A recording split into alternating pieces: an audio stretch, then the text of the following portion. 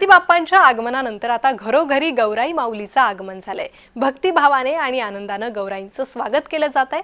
बारामती तालुक्यातील झारगडवाडी गावात महिलांनी गौराईसाठी तुळजाभवानीच्या मंदिराचा देखावा साकारलाय।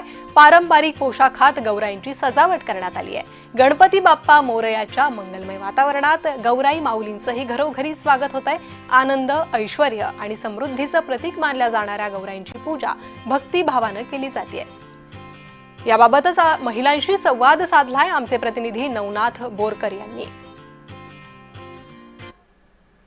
काय सांगाल, खऱ्या अर्थाने आज गौराईचं आगमन झालेलं आहे आणि तुम्ही काय साकारलेलं आहे नेमकं? आज गणेशाप्रमाणेच आपल्या घरी गौरीचं आगमन झालेलं आहे। तर आम्ही आमच्या घरी गौरीसाठी आम्ही तुळजाभवानीची थीम सादर केलेली आहे। तर ही थीम तयार करण्यासाठी आम्हाला 2 दिवस वेळ गेलेला आहे। तर याच्यामध्ये आम्ही 2 गौरी त्यांना आराध्याचं रूप दिलेलं आहे आणि 2 गौरी जी आम्ही एक ढोल वाजवणारी आणि एक टाळ वाजवणारी अशी दाखवलेली आहे। आता आपल्या भारतीय संस्कृतीमध्ये तुळजाभवानीची म्हणजे भारतीय संस्कृती कुठेतरी हरवत चाललेली आहे, याचं प्रदर्शन आम्ही या गौरीच्या माध्यमातून केलेलं आहे। तुळजाभवानीला आपल्या महाराष्ट्रामध्ये कुलस्वामिनी मानली जाते।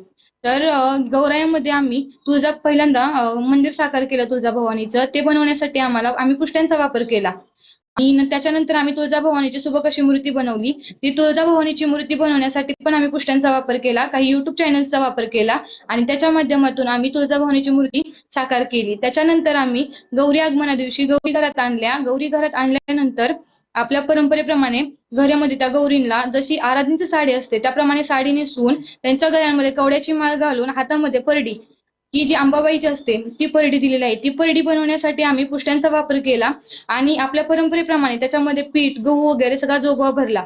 त्याच्यानंतर खाली आम्ही 2 गौरी, एक ढोल वाजवणारी आणि एक टाळ वाजवणारी बसवली। ज्याप्रमाणे अंबाबाईचा गोंधळ मांडला जातो त्याप्रमाणे आम्ही अंबाबाईचा गोंधळ या ठिकाणी सादर केला आहे। नवनाथ बोरकर, जय महाराष्ट्र न्यूज।